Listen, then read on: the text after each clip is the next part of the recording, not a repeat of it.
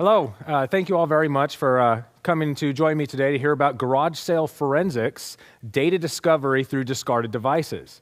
Now, probably comes as no surprise to anyone here that some individuals and organizations have a misconception that they can simply sell, donate, recycle, or just toss their unneeded devices in the trash without putting themselves or their clients at risks.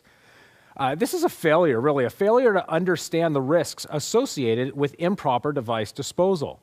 Senator Al Franken once said, "Mistakes are part of being human. Appreciate your mistakes for what they are, precious little life lessons that can only be learned the hard way."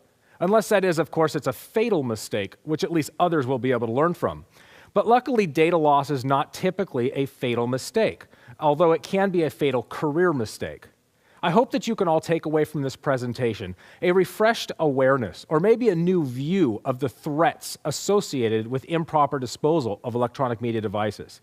I will show you some examples of where data devices can be found and data recovered from those devices. And these are the mistakes that I spoke of earlier.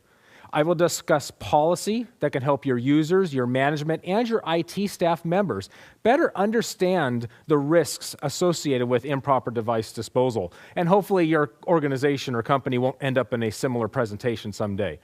I will discuss where devices can be found, or more specifically, where I was able to find devices and how easy the data is to get off of them. I will introduce you to several inexpensive or maybe even free tools and methods that can help you recover, review, and organize data. I will discuss some disposal, sanitation, and destruction methods. And lastly, I will give you some ideas that hopefully you can take away what you've learned today and apply them within your organization. People tend to forget what they cannot see, touch, or smell. Unlike written documents, people cannot easily see the data that is stored on these electronic media devices. And because of that, they tend to forget what may be there. For this project, I found and reviewed 89 devices at an out-of-my-pocket cost of simply $356. These 89 devices, there were 77 of them that were in working condition. 12 of them were just simply dead on arrival. And 20 of the devices appeared to be securely wiped and had no recoverable data on them.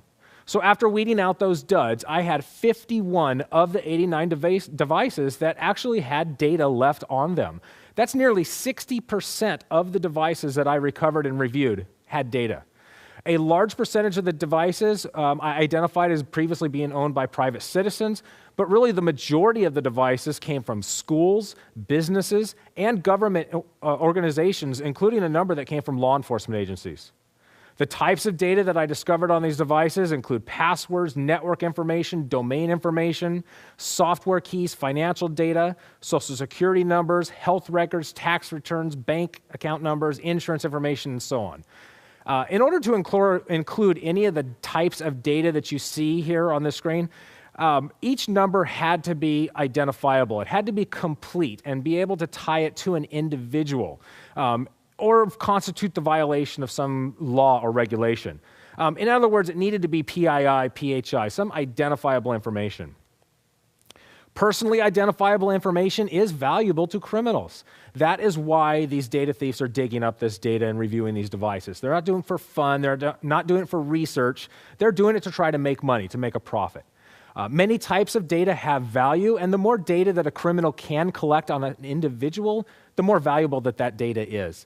For instance, I discovered a large number of bookkeeping files on a single portable hard disk drive. These particular files contain the full names, addresses, phone numbers, wages, social security information, and in some cases, even bank account and routing numbers for maybe direct deposits. This data would be quite valuable to a criminal as it is a complete record of an individual's identity. So according to research conducted by Panda Security, Symantec, and others, the black market value of these types of data can be anywhere from $2 for a partial record up to $90 for a complete record, and in some cases even more. Using these numbers, I estimate that the value of the data that I was able to discover on these 51 devices could be anywhere between $11,000 and $30,000. And remember, I only paid $356 for these devices. Government regulation is like Paula Deen's budget for butter and bacon. Year over year, neither one of them is going to get any smaller. There are many laws and regulations in place concerning data protection. HIPAA, PCI, SIPA for California government, just to name a few. Many of these laws and regulations have reporting requirements that require that organizations notify individuals when there is a loss or even a potential loss of information. According to the Ponemon Institute, the average cost of a data loss in 2009 was approximately $204 per individual record. So to put this figure into perspective, discovered on my 51 devices, I was able to recover 1,323 individual records that meet the definition of PHI or PII. At $204 per record, a total cost could be incurred of nearly $270,000. It is important that all organizations have a clear storage media disposal policy. As you will hear later in this presentation, I am an advocate of destroying devices as opposed to less secure methods of disposal. In some environments, management may drive initiatives that frighten security-minded IT staff. If management wants to sell, donate, or dispose of devices, IT can use policy and awareness training to educate them on the risks associated with that practice. A device disposal policy should really be no different than any of your other policies. Describe why this policy is being created. Identify who and what this policy applies to. Provide examples of specific devices that are within this policy. Include some supporting laws or regulations that govern your organization. And be sure to provide some clear points that can educate your reader about the policy and the need for it. Provide clear definitions of the different types and levels of sanitation, which I will cover later. And lastly, and most importantly, once adopted, be sure that you train each and every user within your organization on the policy and the importance of following it. Knowledge is power. Empower your users, your management, and your IT staff with the tools and the education that they need to protect your organization's data. Used data storage devices, as I've shown, are very cheap and they're very easy to find, and they can be found in many different places. It does not require a large financial investment, and it does not require a great amount of time to locate devices that may yield useful information. Understanding this and being able to explain this to others can help protect you as an individual and protect your organization. One of the very first drives that I purchased for this project was at a garage sale. For $5, I purchased a 120 gigabyte USB portable hard drive. On this device, I discovered the financial records of over 450 individuals and businesses. Another drive that I purchased at a garage sale was from a person who worked as a contractor who designed and installed network and security systems for a number of large companies here in California, including a handful of banks and government offices. Hence the title of this presentation. These first drives came from garage sales. But I was also able to acquire many devices from thrift shops, secondhand shops, and Goodwill. And in most cases, these types of businesses really don't concern themselves with where the device came from, who is buying the device, what was on it.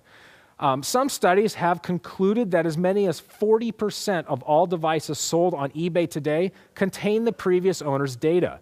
I purchased a good number of devices from eBay, and these devices really yielded more data that belonged to government, businesses, and educational facilities than that of an individual or an everyday person.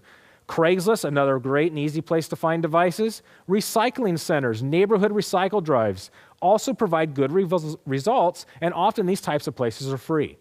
In my neighborhood, while I was conducting this research, there was an electronic waste recycling drive put on, and the flyer that they taped to everyone's mailbox said, "Put your electronic devices at your curbside for free pickup." Well, it was very easy for me just to get up early and drive around my neighborhood and start tossing these computers in the back of my car. Kevin Mitnick wrote in his book, The Art of Deception, dumpster diving is a term that describes pawing through a target's garbage in search of valuable information.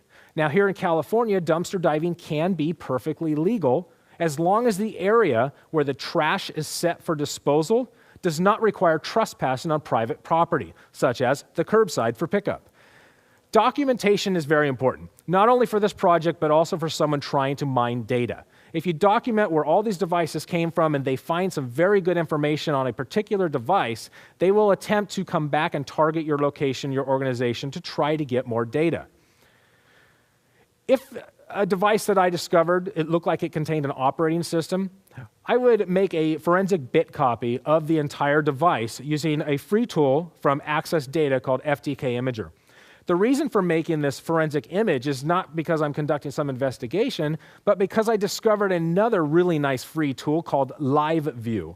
LiveView leverages the free version of VMware to create a bootable virtual disk image. So once created and booted into VMware, I basically had a full access to anything and everything that was on that operating system. So I, of course, have to bypass passwords, which is quite easy in most cases. And I easily could access every user's temporary files, their favorites, their documents, any passwords that they'd stored in Windows, the recycle bin, and so on. So recovering data from electronic storage devices really is sometimes as simply as just plugging the device in and turning it on and you can view the contents. In some cases, the original owners didn't even bother to try to delete anything. This includes many of the government and school and educational facility devices that I was able to locate and review. Even if an individual was to try to delete or format the device, it still may be recoverable using commercial tools such as Disk Internals Uneraser or free tools such as Recuva.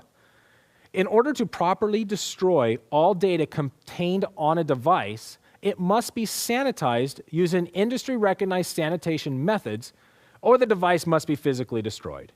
DoD standard 5220.22-M seems to be the most recognized standard when it comes to device sanitation.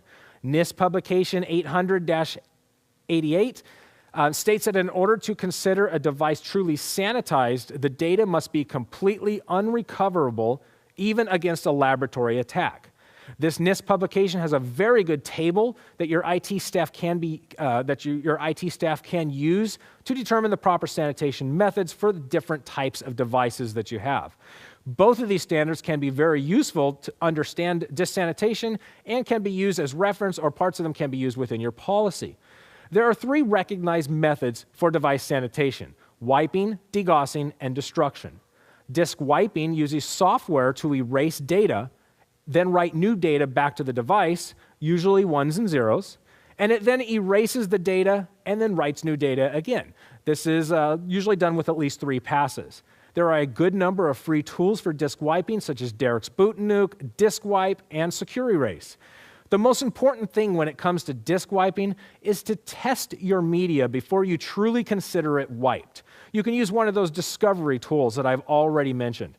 Degaussing is defined as a process of demagnetizing electronic media storage devices. When used correctly, degaussing will destroy all the data that is on a device, but it may also render the device useless. Degaussing only works on magnetic devices, and it will not work on solid-state devices. Degaussing also can be very expensive, with even the most reliable device costing around $700.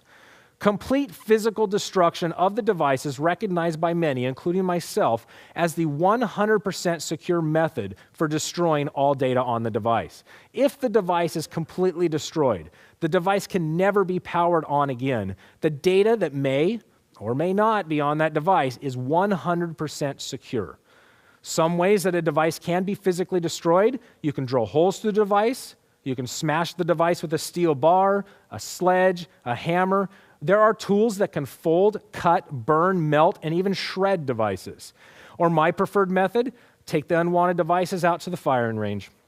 Here are some examples of medium caliber firearms. The lower right corner is a .38 caliber.